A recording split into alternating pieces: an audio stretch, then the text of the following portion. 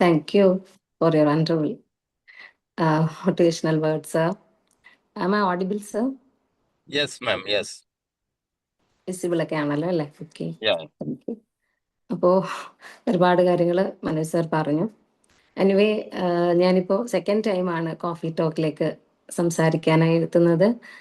കുളിർമയുടെ മനോഹരമായ പ്രഭാതം സമ്മാനിക്കുന്ന കോഫി ടോക്കിലെ ഓരോ അംഗങ്ങൾക്കും ഹൃദയപൂർവ്വമായിട്ടുള്ള നന്ദി അറിയിക്കുകയാണ്. നമ്മളെല്ലാം ഒരുപാട് കമ്മ്യൂണിറ്റികളിൽ നമ്മൾ ഉണ്ട് അല്ലേ? ഞാനും ഒപ്പം ഉണ്ട്. പക്ഷെ ഞാൻ പല കമ്മ്യൂണിറ്റികളും കണ്ടിട്ടുണ്ടെങ്കിലും ഇത്രയും പോസിറ്റീവായിട്ടുള്ള ഇത്രയും ഇഴയടുപ്പമുള്ളൊരു സമൂഹത്തെ കോഫി ടോക്കിൽ മാത്രമാണ് കാണുന്നത്. ഭയങ്കര ലവ്ലി പേഴ്സണാലിറ്റീസ്, ഭയങ്കര സിങ്കിങ് ആണ്. ഞാനും ഫസ്റ്റ് വന്നപ്പോൾ ഒരാശങ്കയായിരുന്നു. പക്ഷെ പിന്നീടുള്ള ക്ലാസ്സുകളിലൊക്കെ ഇങ്ങനെ കയറാൻ തുടങ്ങിയപ്പോൾ നിങ്ങളുടെ ആ ഒരു മെയിൻറ്റെയിൻ ചെയ്തുകൊണ്ട് പോകുന്ന ആ സ്നേഹബന്ധം അതിശക്തമാണെന്ന് മനസ്സിലായി. So congratulations for that also. അപ്പോൾ ഇന്ന് നമുക്ക് അല്പനേരം സംസാരിക്കാം. ഒരു ഇൻട്രാക്റ്റീവ് മോഡലിൽ നമുക്ക് പോകാം. നിങ്ങൾ ഓരോരുത്തരും സഹകരിക്കും പ്രതീക്ഷിക്കുന്നു. And I welcome all of you to my session. Thank you. അപ്പോൾ നമുക്കറിയാം. അപ്പം ഞാൻ ഒരു ചോദ്യം ചോദിച്ചോട്ടെ. നിങ്ങളുടെ ഓക്കെ, കാണാമല്ലോ അല്ലേ സാർ? എന്നെ അത് മാറ്റി നോക്കി. ഓക്കെ. അപ്പോൾ നിങ്ങളുടെ അല്ലെങ്കിൽ നമ്മുടെ എല്ലാവരുടെ ഉള്ളിൽ ഒരു തീ ഉണ്ടെന്ന് നിങ്ങൾ വിശ്വസിക്കുന്നുണ്ടോ? Do you have a fire in you? ആർക്കെങ്കിലും ഒക്കെ ഷെയർ ചെയ്യാം. ഉണ്ടെന്ന് വിശ്വസിക്കുന്നുണ്ട്. Okay, thank you. അങ്ങനെ ഉണ്ടെങ്കിൽ ആ ഫയറിനെ നിങ്ങൾക്ക് പുറത്തു കൊണ്ടുവന്ന് പ്രകാശമാക്കാൻ സാധിക്കുന്നുണ്ടോ? എല്ലാവർക്കും സാധിക്കുന്നുണ്ടോ എപ്പോഴും? കുറെയൊക്കെ സാധിക്കുന്നുണ്ടല്ലേ? അപ്പൊ നമ്മുടെ ഉള്ളില് ഒരുപക്ഷെ എല്ലാവർക്കും അത് സാധിക്കണമെന്നില്ല. നിങ്ങളൊക്കെ ഒരു ഗ്രേറ്റ് പേഴ്സണാലിറ്റീസ് ആണ്. അതുകൊണ്ട് തന്നെയാണ് ഉള്ളിൽ തീയുള്ളതും ആ ഉള്ളൊരു ഫയറിനെ പുറത്ത് കൊണ്ടുവരാൻ കഴിയുന്നതും പ്രകാശമാക്കി പുറത്തേക്ക് അല്ലെ എല്ലാവർക്കും സ്പ്രെഡ് ചെയ്യാൻ, പരത്താനും ഒക്കെ കഴിയുന്നത്. അപ്പോ അങ്ങനെയെങ്കിൽ ഒരു കാര്യം കൂടി ചോദിച്ചോട്ടെ. നമ്മളെപ്പോഴും എന്തെങ്കിലും പറഞ്ഞോ? ഇല്ല, ഓക്കെ. അപ്പൊ നമ്മൾ പലപ്പോഴും പറയാറുള്ള ഒരു കാര്യമാണ് അല്ലെ, നമുക്ക് ക്രിയേറ്റിവിറ്റി ഇല്ല എന്ന്. ക്രിയേറ്റിവിറ്റി ഇല്ല എന്ന് നമുക്ക് തോന്നും. അത് വലിയ വരപ്പുകാർക്കുള്ളതാണ്, അല്ലെങ്കിൽ വലിയ എഴുത്തുകാർക്കുള്ളതാണ്, അല്ലെങ്കിൽ മ്യൂസീഷ്യൻസിനുള്ളതാണ് അല്ലെ. നമ്മൾക്ക് സാധാരണക്കാരായ നമ്മൾക്ക് എന്ത് ക്രിയേറ്റിവിറ്റി ആണെന്ന് നമ്മൾ ചിന്തിച്ചിട്ടുണ്ടാവും അല്ലെ? ഒരു ചോദ്യം ചോദിച്ചോട്ടെ. നമ്മൾ ഉപയോഗിക്കുന്ന സാധാരണ തേങ്ങ കറി വെക്കാനല്ലാതെ തേങ്ങയ്ക്ക് മറ്റെന്തൊക്കെ ഉപയോഗമുള്ളത് സാറേ? ആരെങ്കിലും പറയോ? കറി വെക്കാനല്ലാതെ തേങ്ങ നമ്മൾ മറ്റെന്തിനൊക്കെ ഉപയോഗിക്കുന്നു? ശബരിമലയ്ക്ക് പോകുമ്പോൾ ഉടയ്ക്കാം. യെസ്, എവിടെയും ഉടയ്ക്കാൻ ഉപയോഗിക്കും അല്ലെ? പുതിയ കാര്യങ്ങളൊക്കെ തുടങ്ങുമ്പോ. ഓക്കെ, പിന്നെ ദാഹം മാറ്റാം. അതിനുള്ള വെള്ളമൊക്കെ വെളിച്ചെണ്ണ ഉണ്ടാക്കാം. പിന്നെ ആ ചിരട്ട ഈത്തപ്പഴത്തിന് കൂടെ നല്ല തേങ്ങാപ്പുളി വെട്ടി നല്ല കഴിക്കാം, നല്ല അടിക്കാം. Okay, thank U. മാഡം പറഞ്ഞല്ലോ, എന്തോന്ന് പറഞ്ഞു? തേങ്ങയുടെ ചിരട്ട ഉപയോഗിച്ചുകൊണ്ട് കരകൗശല വസ്തുക്കൾ ഉണ്ടാക്കാം. ഗ്രേറ്റ്. യെസ്, മോർ ദാൻ ചകിരി കൊണ്ട് കയറുണ്ടാക്കാം. ആലപ്പുഴയല്ലേ? Yes, thank you Vincent sir. അതുകൂടാതെ നമുക്കൊരു പേപ്പർ വെയിറ്റ് പോലും വേണമെങ്കിൽ അത്യാവശ്യത്തിന് ഉപയോഗിക്കാം അല്ലേ? അങ്ങനെയെങ്കിൽ അപ്പോൾ തേങ്ങയ്ക്ക് പോലും ഒരുപാട് വ്യത്യസ്ത പോസിബിലിറ്റീസ് ഉള്ള ഒരു നാട്ടിലാണ് നമ്മൾ ജീവിക്കുന്നത്. മറ്റൊരു ക്വസ്റ്റ്യൻ കൂടെ ചോദിച്ചോട്ടെ. അങ്ങനെയെങ്കിൽ നിങ്ങളുടെ കയ്യില്, നിങ്ങൾ ഭയങ്കര സ്നേഹമുള്ള കമ്മ്യൂണിറ്റിയാണ്. നിങ്ങളുടെ കയ്യില് പേനയില്ല, you have no pen or mobile or paper. How will you share your love to others? നിങ്ങളുടെ ഈ കമ്മ്യൂണിറ്റിയിൽ ഇപ്പോ നിങ്ങൾ എല്ലാവരും ഭയങ്കര സ്നേഹമുള്ളവരാണ്. നിങ്ങളുടെ പേനയും പെൻസിലും ഒന്നുമില്ല, പേപ്പറും ഇല്ല. നിങ്ങളുടെ സ്നേഹം നിങ്ങൾ എങ്ങനെയാണ് തൊട്ടടുത്തിരിക്കുന്ന ആളിന് എങ്ങനെ ഷെയർ ചെയ്യാൻ പറ്റും? ഒരു ഫ്ലൈയിങ് കിസ് കൊടുക്കാം. Wow, great. Then thank you sir. ഇനി എന്തെങ്കിലും മാർഗം ഉണ്ടോ? ഒന്ന് ഹഗ് ചെയ്യാം, ഒരു ചിരി ചിരിക്കാം. Yeah, exactly. Thank you ma'am. Hug ചെയ്യാം, കിസ് ചെയ്യാം, ഓക്കെ. ദെൻ ചിരിക്കാം. ദെൻ നമുക്ക് വോയിസ് അല്ലേ, നമുക്ക് ശബ്ദത്തിലൂടെ ഐ ലവ് യു എന്ന് പറയാം. അല്ലേ? അല്ലെങ്കിൽ എന്താ പറയാ, നമുക്ക് ആക്ഷനിലൂടെ കാണിക്കാം. നമ്മുടെ കുട്ടികളൊക്കെ ഇങ്ങനെ കാണിക്കാറൊക്കെ ഉണ്ട് അല്ലേ? Through actions you can this, അല്ലെങ്കിൽ പല വിധത്തിൽ നമുക്ക് നമ്മുടെ ലവ് ഒക്കെ കാണിക്കാനായിട്ട് മാർഗമുണ്ട്. സോ ശരിക്കും എന്താ പറയാ, ടൂൾസിനകത്തൊന്നും അല്ല കാര്യമുള്ളൂ അല്ലേ? ടൂൾസ് ഇല്ലെങ്കിൽ മനസ്സുണ്ടെങ്കിൽ ക്രിയേറ്റിവിറ്റി വരും. അപ്പോൾ ഒരിക്കലും ക്രിയേറ്റിവിറ്റി എന്ന് പറയുന്ന ഒരു വലിയ കാര്യങ്ങളല്ല, ചെറിയ ചിന്തകളിൽ പോലും നമ്മൾക്ക് ക്രിയേറ്റിവിറ്റിയെ കൊണ്ടുവരാൻ പറ്റും. അങ്ങനെയെങ്കിൽ നമുക്ക് ആ ചിത്രം ഒന്ന് കാണാം. ഒരു ചിത്രം നിങ്ങൾ ആദ്യം കണ്ടിട്ടുണ്ടാകും. ആ ചിത്രത്തെ നിങ്ങൾക്കൊന്ന് പറയാൻ പറ്റുമോ? ഒരു പക്ഷിയുണ്ട്, ഒരു മുയലും ഉണ്ട്. ഒരു പക്ഷിയുണ്ട്, ഒരു റാബിറ്റ്. ഒരു പക്ഷിയും ഒരു റാബിറ്റിനെ അവിടെ കാണാൻ പറ്റുന്നുണ്ട്. വേറെ എന്തെങ്കിലും അഭിപ്രായം ഉണ്ടോ? അതാണ് കാണുന്നത് അല്ലേ?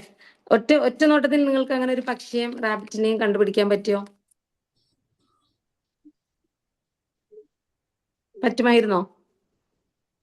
ബേർഡാണ് ആദ്യം കണ്ടത്. ബേർഡ് പിന്നെ തോന്നി. ഞാൻ മുയലിനെ കേട്ടോ കണ്ടേ. Yes, super. താങ്ക് യു സാറേ. കണ്ടത്. പക്ഷെ എനിക്ക് തോന്നുന്നത് നാളികേരം കൊണ്ട് ഉണ്ടാക്കിയ പോലെ തോന്നുന്നു. നല്ലൊരു ക്രിയേറ്റീവ് പേഴ്സന്റെ ഒരു വർക്കാണ് അതല്ലേ? ശരിക്കും സെയിം ഷേപ്സ് അല്ലെങ്കിൽ സെയിം ലൈൻസ് ആണ്, but interpreted in different vase. നമ്മുടെ കാഴ്ചപ്പാടിന് വ്യത്യാസത്തിലൂടെ നമ്മൾ ഒരേ ലൈൻസ് ഒരേ ഷേപ്പും ആണെങ്കിൽ വ്യത്യസ്ത രീതിയിൽ നമ്മൾക്കതിനെ നോക്കി കാണാൻ പറ്റുന്നുണ്ട്. ദാറ്റ് ഈസ് ക്രിയേറ്റിവിറ്റി അല്ലെ? എത്ര മനോഹരമായിട്ടാണ് അദ്ദേഹം അത് പ്രസന്റ് ചെയ്തിരിക്കുന്നെങ്കിൽ then what is creativity? Creativity നിങ്ങൾക്ക് എല്ലാവർക്കും അറിയാം. So to think beyond conventional boundaries and explore new possibilities.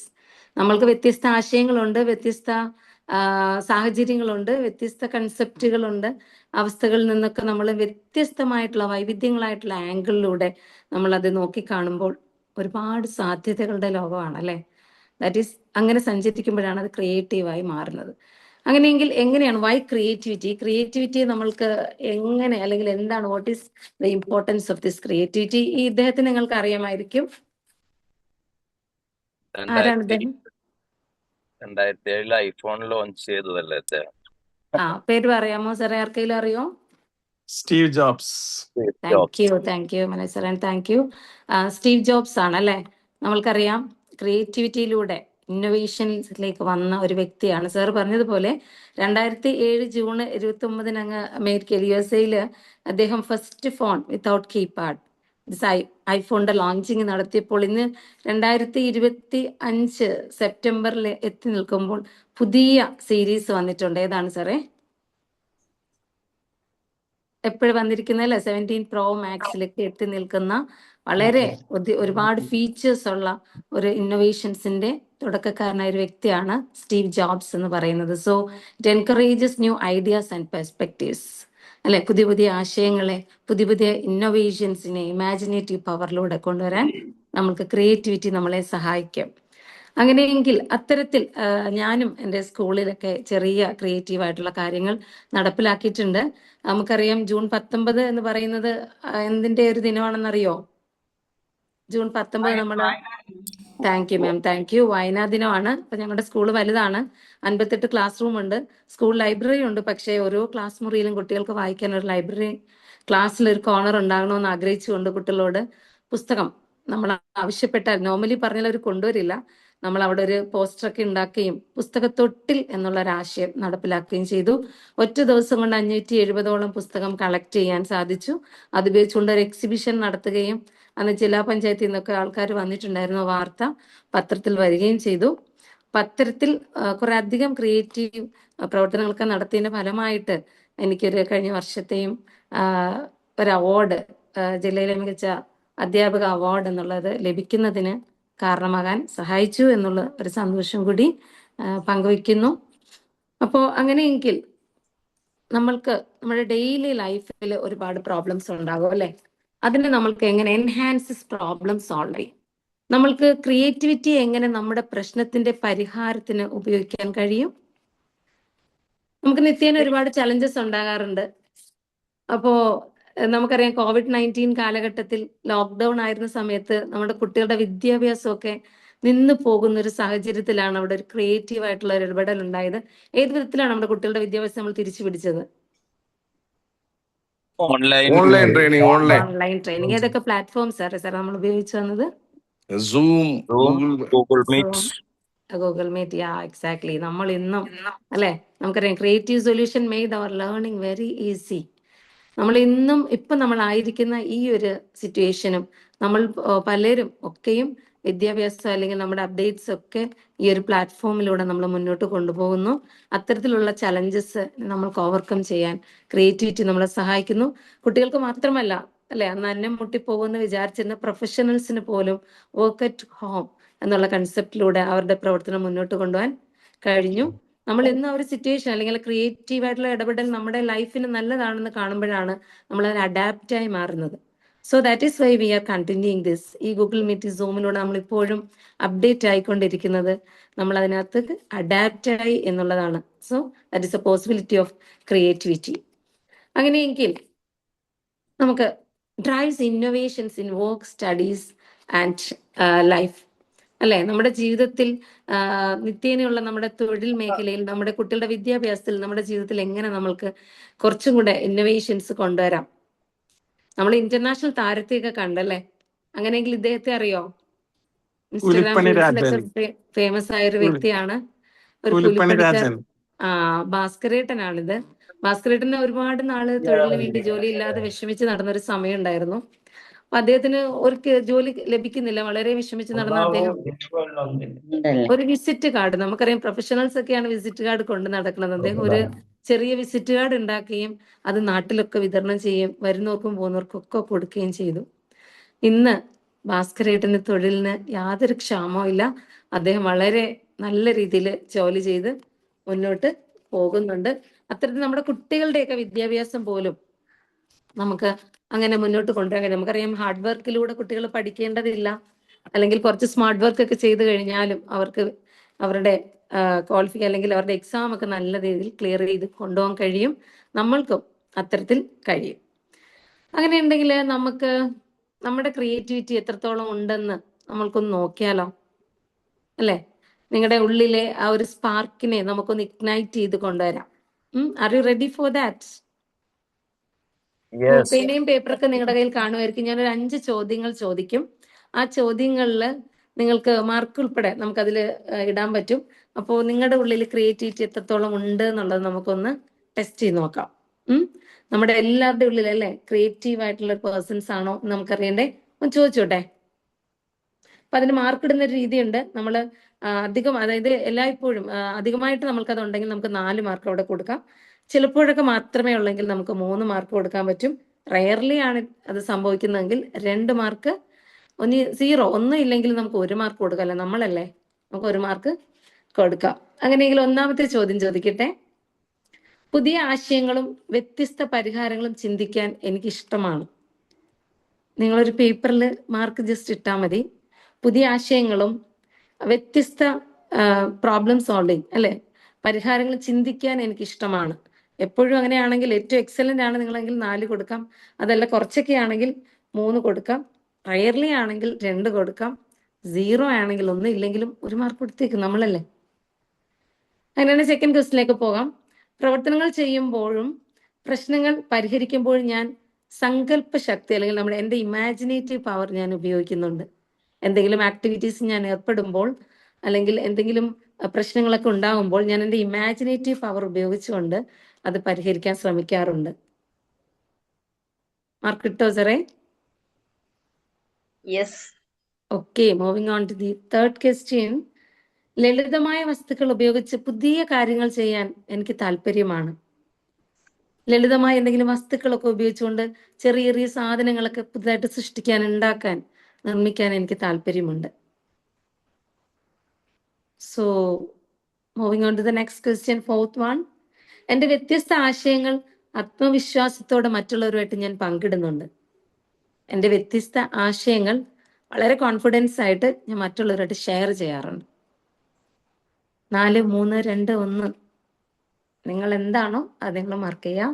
And the final question is, പുതിയ കാര്യങ്ങൾ പഠിക്കാനും പരീക്ഷിക്കാനും എക്സ്പെരിമെന്റ് ചെയ്യാനും എനിക്ക് വല്ലാത്ത ഇൻട്രസ്റ്റ് ആണ്. പുതിയ കാര്യങ്ങൾ മനസ്സിലാക്കാൻ, എക്സ്പെരിമെന്റ് ചെയ്യാൻ എനിക്ക് ഇഷ്ടമാണ്. ജസ്റ്റ് ഒരു 30 സെക്കൻഡ്സ് കൊണ്ട് മാർക്കൊക്കെ ഒന്ന് കൂട്ടി നോക്കി സാറേ. എല്ലാവർക്കും ഒരു 21 to 23 വരെ കിട്ടിയവരുണ്ടോ? 19, ഓക്കെ. 21 to 23 നിൽക്കുന്ന ആരെങ്കിലും ഉണ്ടോ?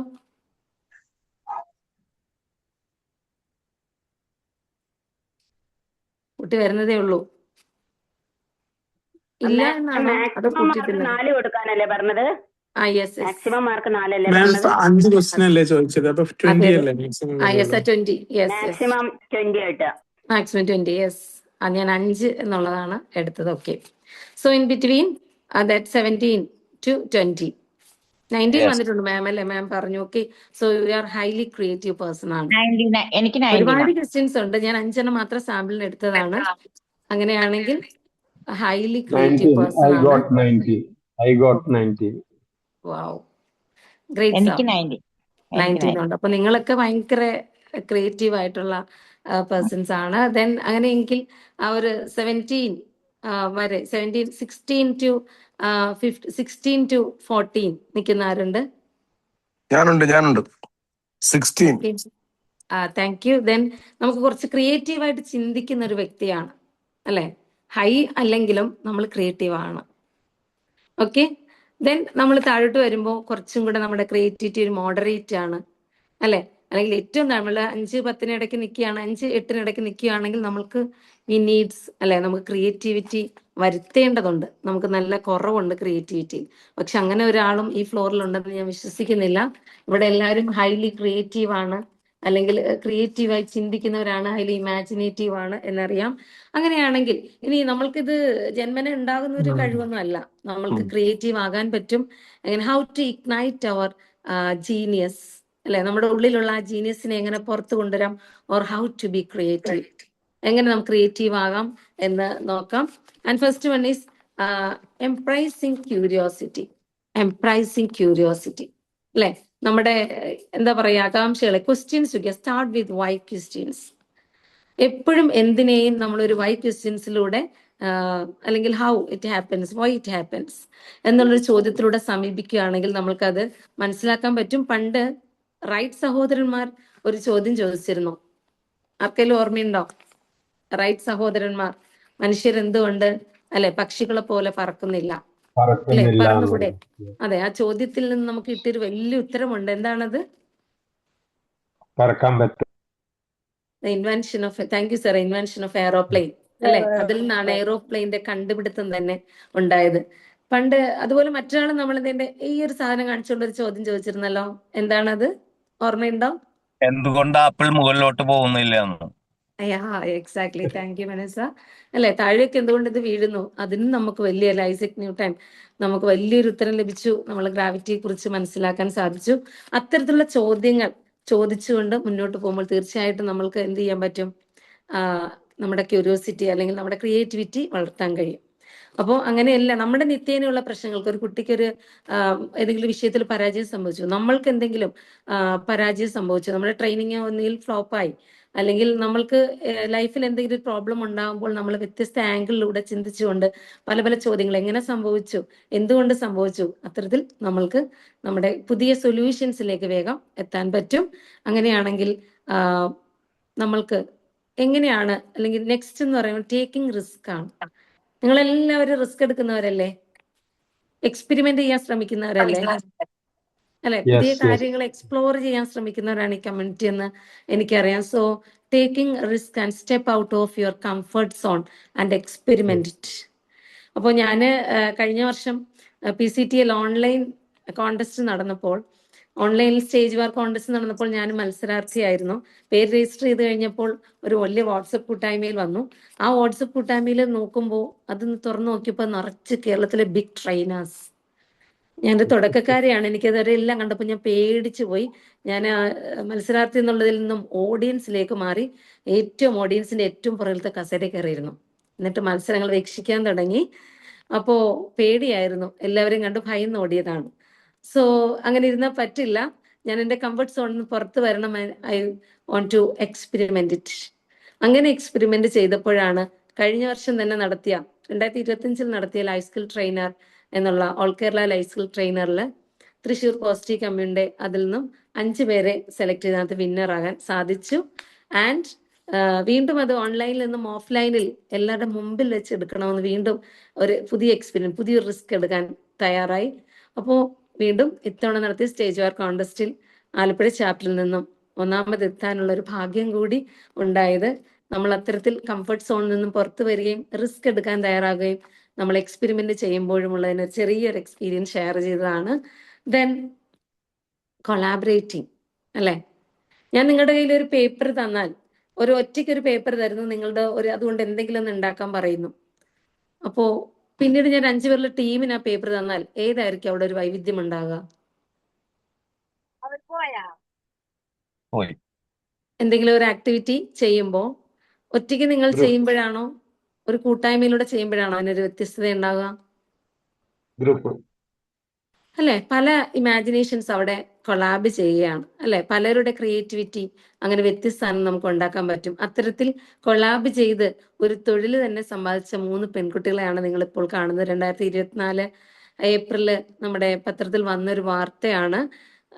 കേരള PSCയുടെ ചരിത്രത്തിൽ ആദ്യമായിട്ട് 3-in-1 സ്റ്റഡി പ്ലാനിലൂടെ ഈ 3 പെൺകുട്ടികൾ 3 വ്യത്യസ്ത സ്ഥലത്തിരുന്നുകൊണ്ട് ഡ്രഗ് ഇൻസ്പെക്ടർ എന്നുള്ള 1, 2, 3 റാങ്കിലേക്ക് ഒരുമിച്ച് പഠിച്ചുകൊണ്ട് ഷെയറിങ്ങിലൂടെ, വാട്സപ്പ് കൂട്ടായ്മയിലൂടെ, മീറ്റിങ്ങിലൂടെ അവർ പരസ്പരം ഉണ്ടായിരുന്ന ഡ്രഗ് ഇൻസ്പെക്ടറിന് 3 ഒഴിവിലേക്ക് ഈ 3 മിടുക്കികൾ സെലക്ട് ചെയ്യപ്പെട്ടു.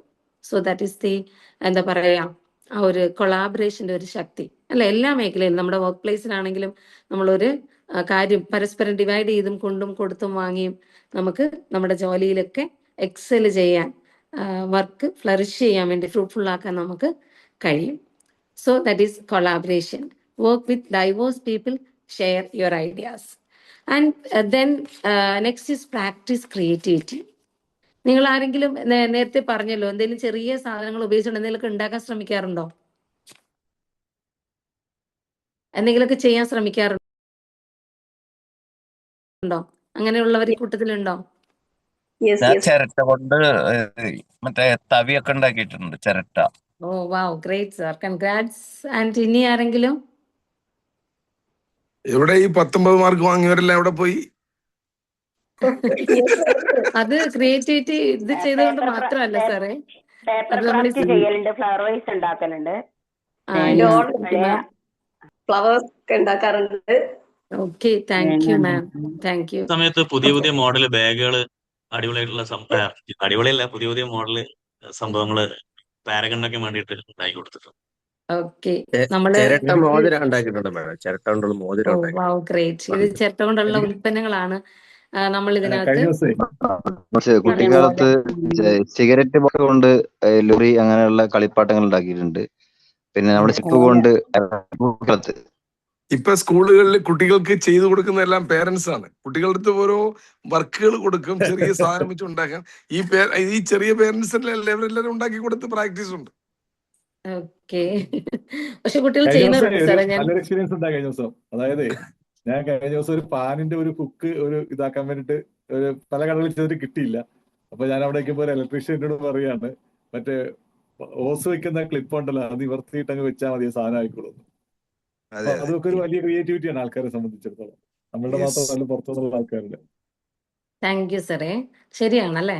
നമ്മൾ ഒന്നുമില്ലെങ്കിൽ സ്ത്രീകളൊക്കെ സാരി ഉടുക്കുമ്പം സാരിയിൽ വ്യത്യസ്തത വരുത്താൻ ശ്രമിക്കാറുണ്ട്, ചെറിയ ചെറിയ വർക്കുകൾ ചെയ്യാറുണ്ട്, അല്ലെങ്കിൽ ഡിസൈനിങ്ങിൽ നമ്മൾ ഷർട്ടൊക്കെ ഇടുമ്പോൾ ഷർട്ടിലും അത്തരത്തിലുള്ള വ്യത്യസ്തതകൾ വരുത്താറുണ്ട്.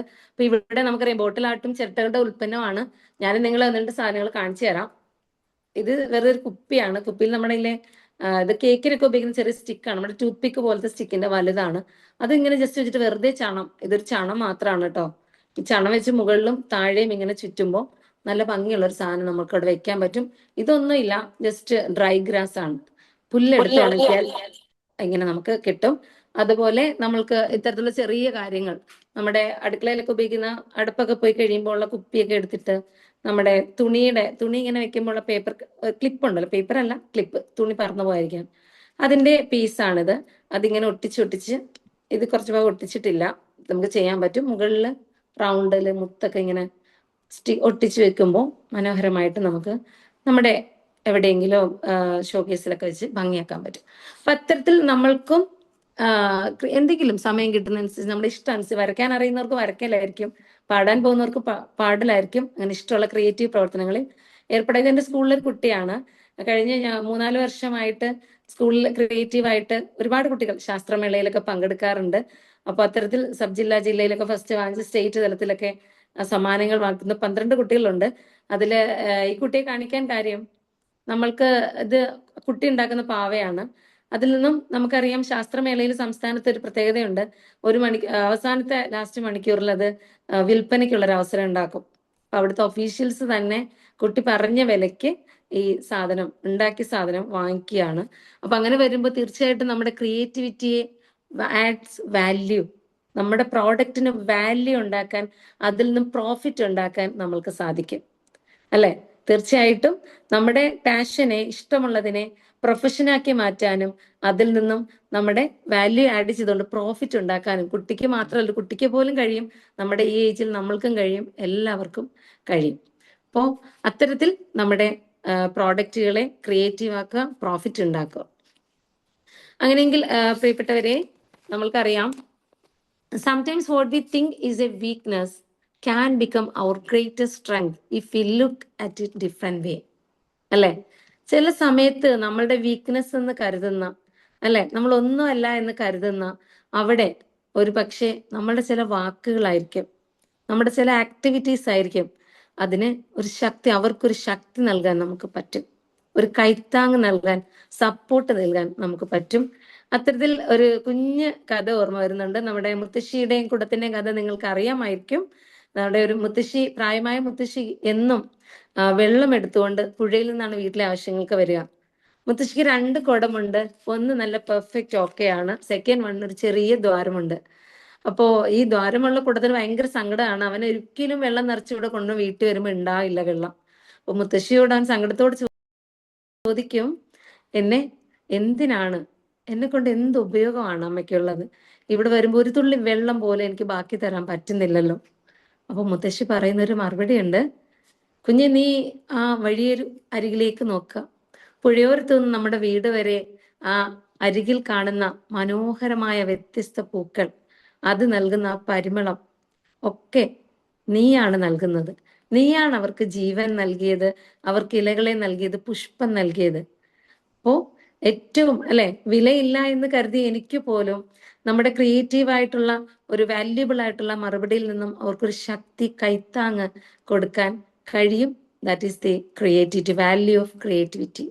അങ്ങനെയെങ്കിൽ നമ്മൾ എന്തൊക്കെയാണെന്ന് മനസ്സിലാക്കിയതെന്ന് നോക്കാം അല്ലെ. നമ്മൾ ക്രിയേറ്റിവിറ്റി എന്താണെന്ന് പറഞ്ഞ് ഓർമ്മയുണ്ടോ? ഒന്ന് വായിച്ചു നോക്കോ, എന്തൊക്കെയാണ് നമ്മൾ പറഞ്ഞത്? വാട്ട് ഈസ് ക്രിയേറ്റിവിറ്റി അല്ലെ?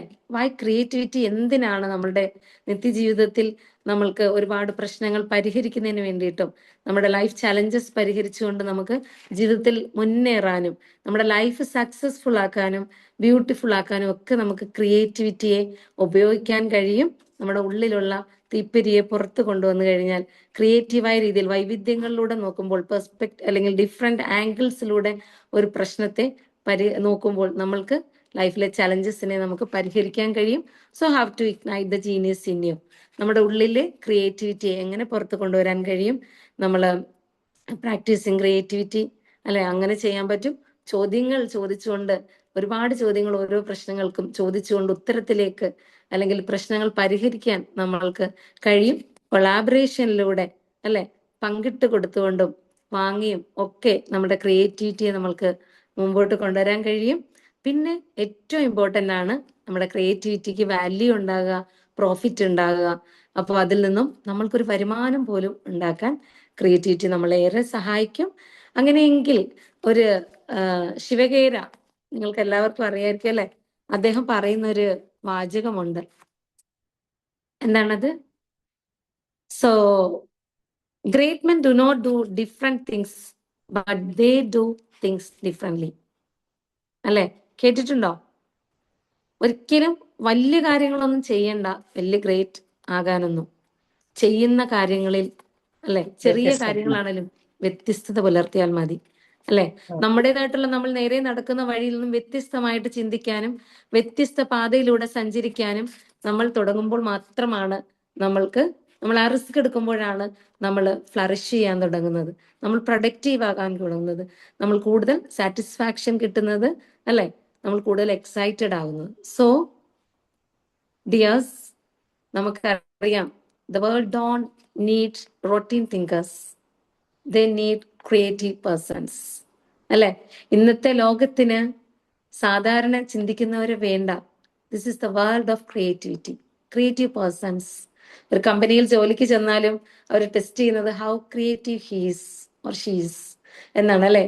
So the world needs the creative persons. So please mould yourself, നമ്മളെ മോൾഡ് ചെയ്യുക. So unlock your potential. And thank you. ഇത്രയും നേരം എന്നെ കേട്ടിരുന്ന നിങ്ങൾക്ക് ഓരോരുത്തർക്കും ഹൃദയപൂർവ്വം extend my sincere gratitude to all of you. തീർച്ചയായിട്ടും നിങ്ങൾ ഓരോരുത്തരും നിങ്ങളുടെ ഉള്ളിലെ സ്പാർക്കിനെ പുറത്തു കൊണ്ടുവരികയും അത് പ്രകാശമാക്കി മാറ്റുകയും എല്ലാവർക്കും അത് നൽകാനും കഴിയട്ടെ. ക്രിയേറ്റീവ് ആയിക്കോട്ടെ, കൂടുതലായി ക്രിയേറ്റിവിറ്റിയിലൂടെ നിങ്ങളുടെ പൊട്ടൻഷ്യൽ പുറത്ത് കൊണ്ടുവരട്ടെ എന്നൊക്കെ പ്രാർത്ഥിച്ചുകൊണ്ട് നിർത്തുന്നു. നന്ദി, നമസ്കാരം. Thank you all.